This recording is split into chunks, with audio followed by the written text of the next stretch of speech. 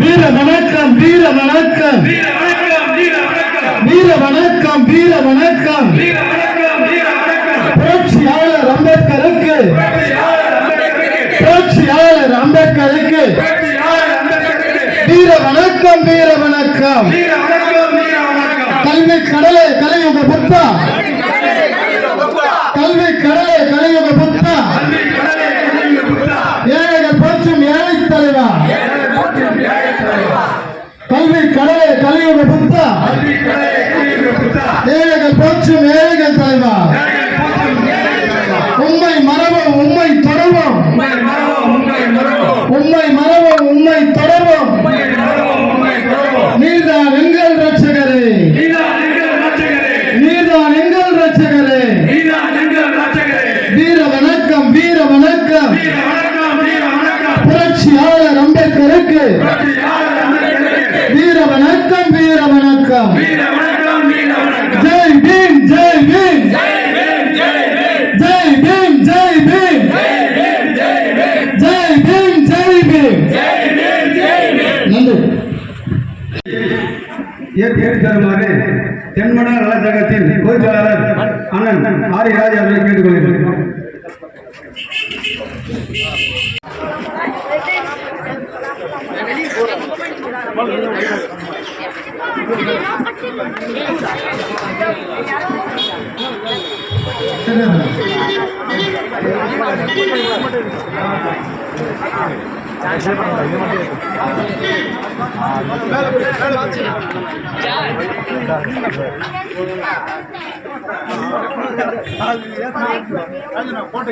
வாழியவே வாழியவே வாழியவே வாழியவே. LIC SC ST, LIC SC ST ஊழியர் நலச்சங்கம், ஊழியர் நலச்சங்கம். வாழ்க வாழ்க வாழியவே, வாழ்க வாழ்க வாழியவே. அம்பேத்கரின் பெயர், புரட்சியாளர் அம்பேத்கருடைய பெயர், எஸ்சி நலச்சங்கம், எஸ்சி நலச்சங்கம். நல்ல நாட்டு மாடி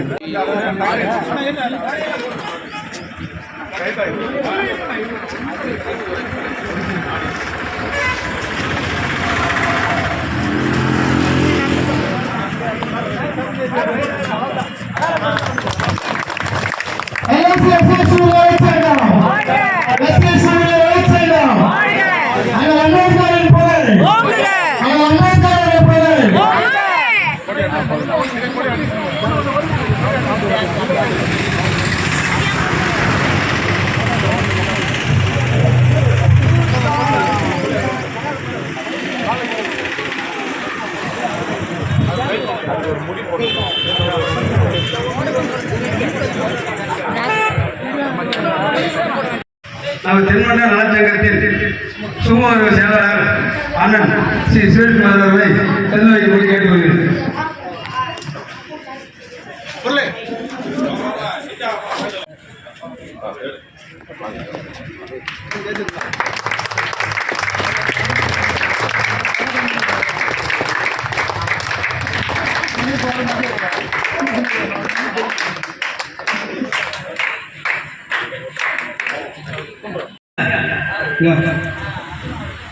இப்போது வரவேற்புரையை இந்த கிளையின் செயலாளரும் திருத்தணி கிளையின் ஏகமான ஜி தனிகமலை அவர்களை வரவேற்பு ஆற்றும்படி கேட்டுக்கொள்கிறேன்.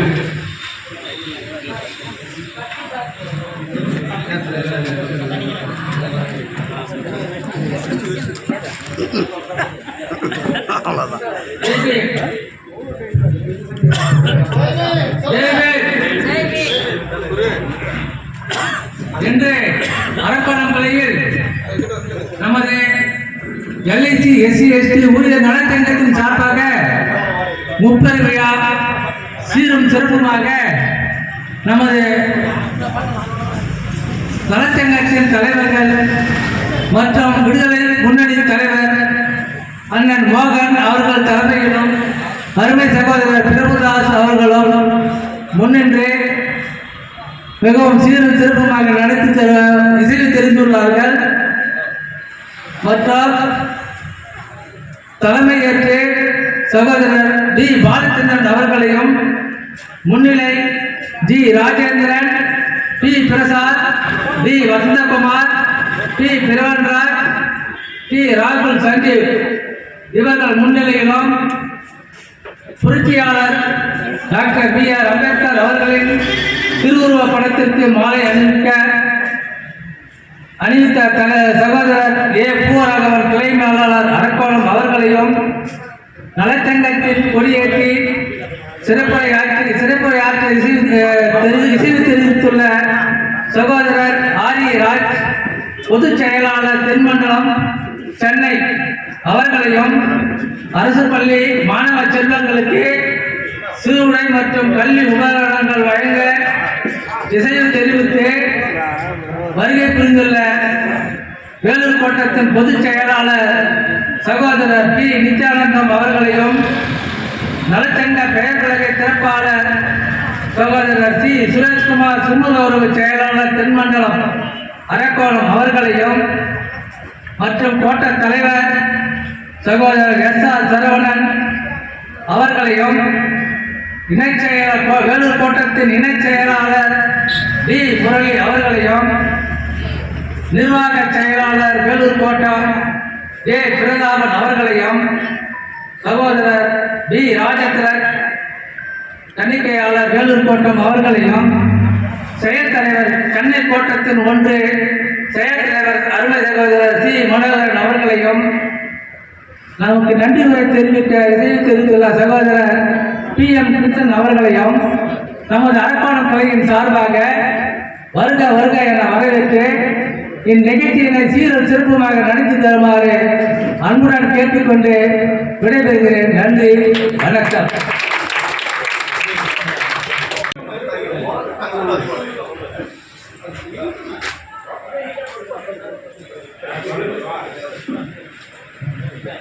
அரக்கோணம் என்றாலே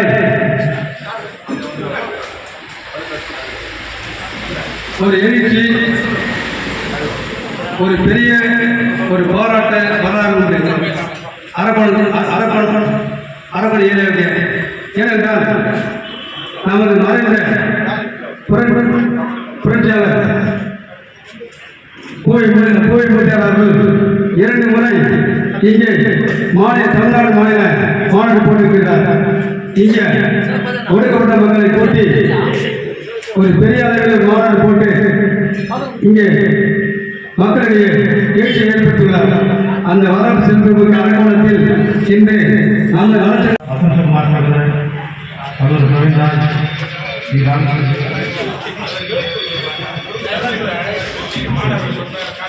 மற்றும் அரசியல் குடியேற்றி சிறப்புரையாளர் நிர்மல நலச்சங்கத்தின் பொதுச்செயலாளர் மற்றும் வேலூர் கோட்டத்தின் பொதுச் செயலாளர் சகோதரர் பி. நித்யானந்தம் அவர்களே, தலைவர் சகோதரர் S.R. சரவணன் அவர்களே மற்றும் கோட்ட நிர்வாகிகளே மற்றும் பள்ளியில் வந்திருக்கும் சகோதரர்களை உங்கள் அனைவருக்கும் இந்த காலை வேளையில் ஜெய்விக்கு கலந்த காலை வேலையை தெரிவித்து மகிழ்ச்சி அடைகிறேன். 2 கருத்துக்களை வந்து சொல்லி என்னுடைய உரையை சுருக்கமாக முடிக்க விடுகிறேன். நம்முடைய நலச்சங்கத்தின் ஆன்லைன் போலிங்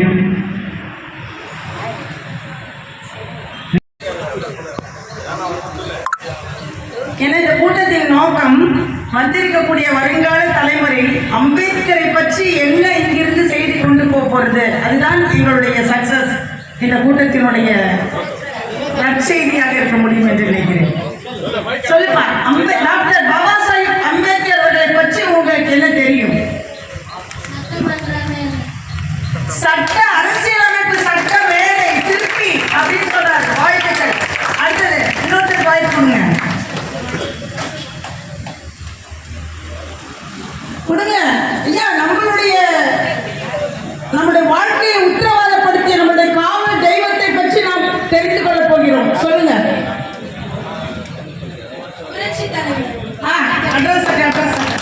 புரட்சினா என்ன? சமுதாயத்தை புரட்டி போட வேண்டும், தலைகீழாக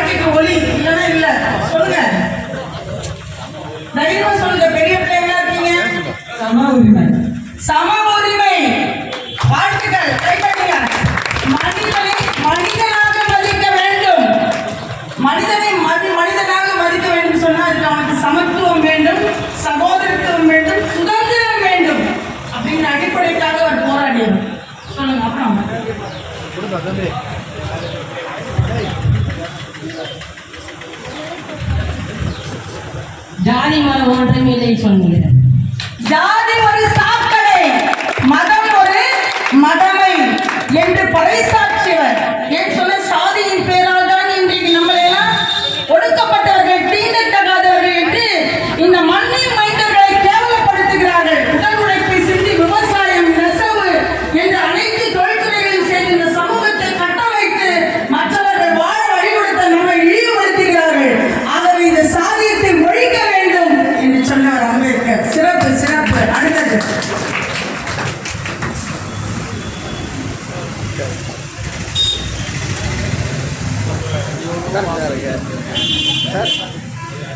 வாங்க தம்பிங்களா, நீங்கெல்லாம் பேசுறதா நம்ம சமூகத்துக்கு விடியல. பேசுங்க, வாங்க வாங்க.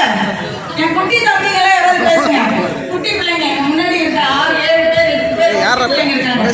நம்ம ஒண்ணுங்க கட்டுக்கிறதுக்காக வந்திருக்கோம் இல்லையா சொன்னா, வெறும் பணம் சம்பாதித்து தன்னுடைய வாழ்க்கையை முன்னெடுப்பவர்களாக வரக்கூடாது.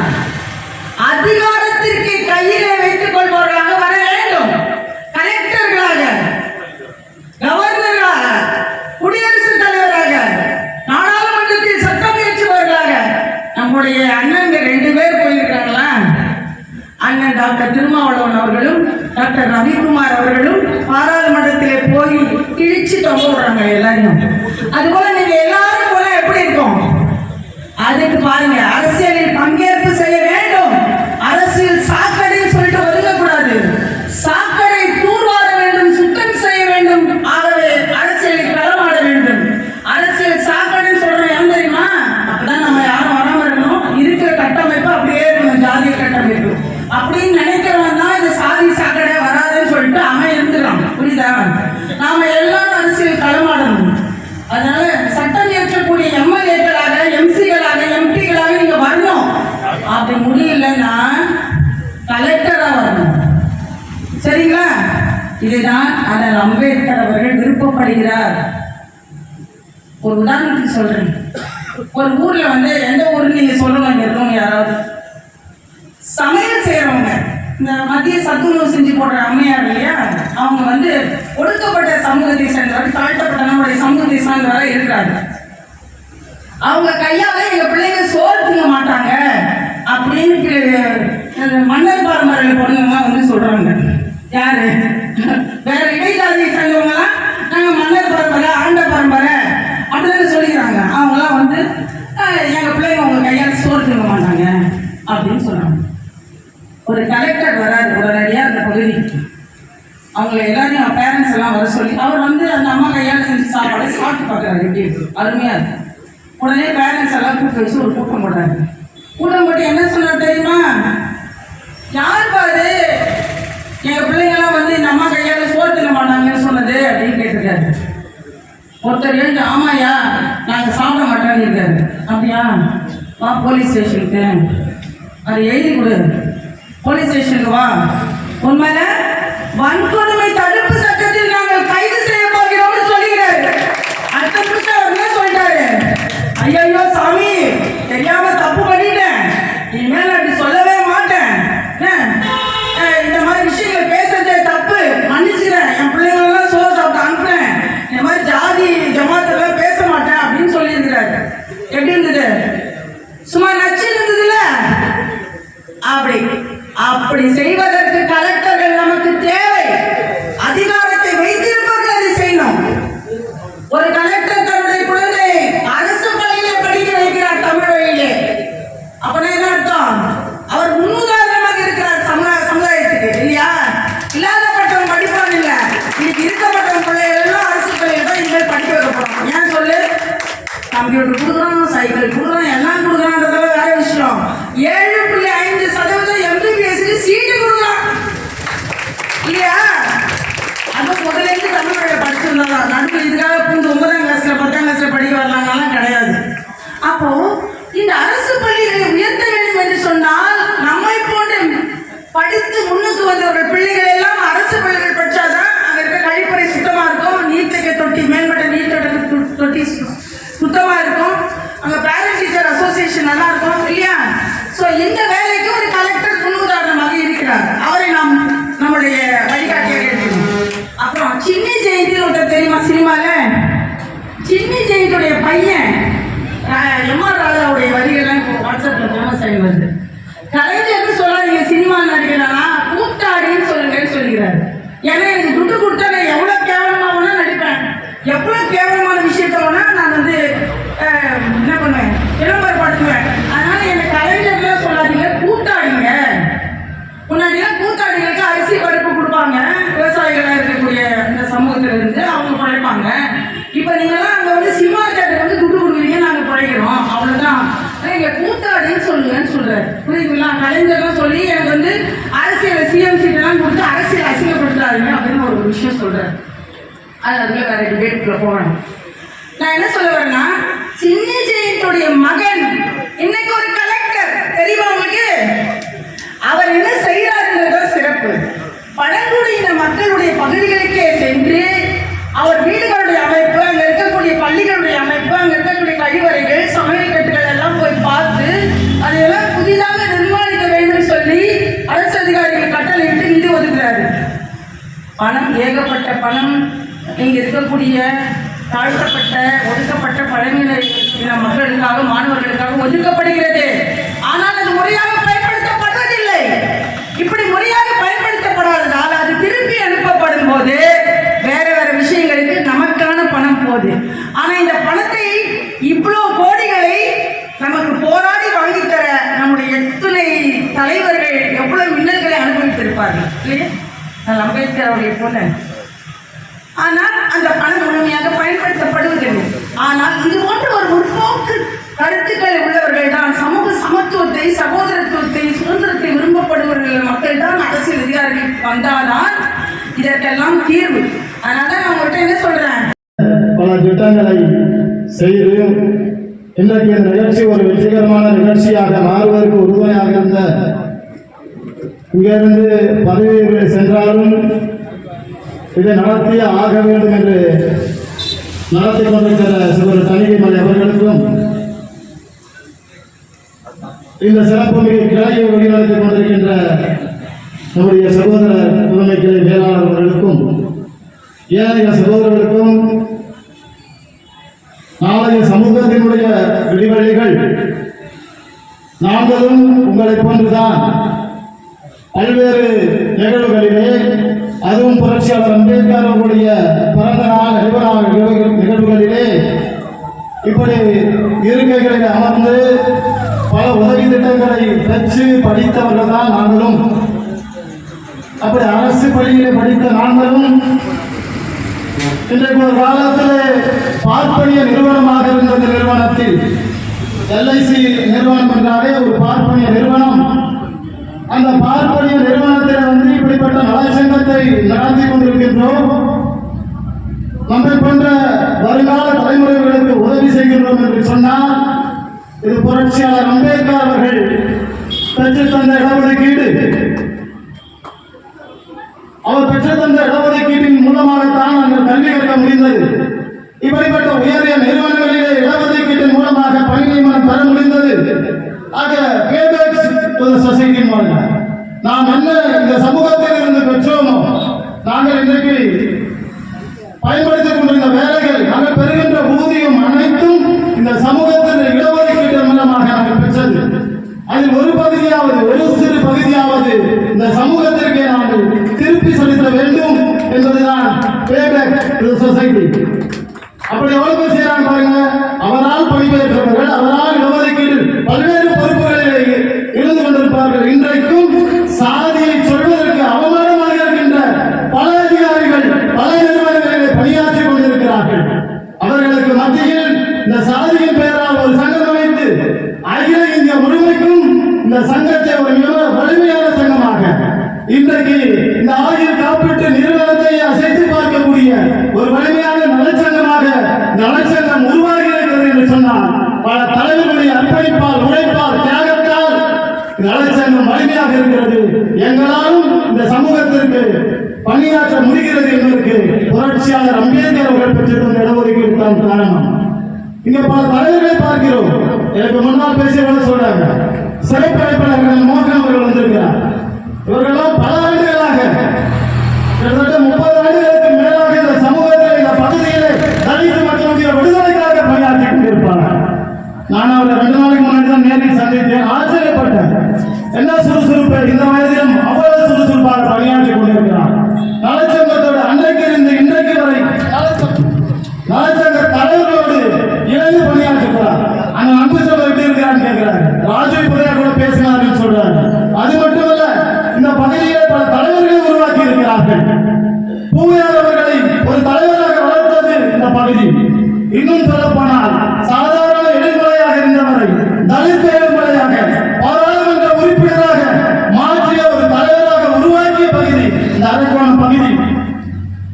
அப்படி நலச்சங்கத்தினுடைய தலைவர்களாக இருந்தாலும் சமூகத்தினுடைய தலைவர்களாக இருந்தாலும் இந்த பகுதியை அவர்களை உருவாக்கி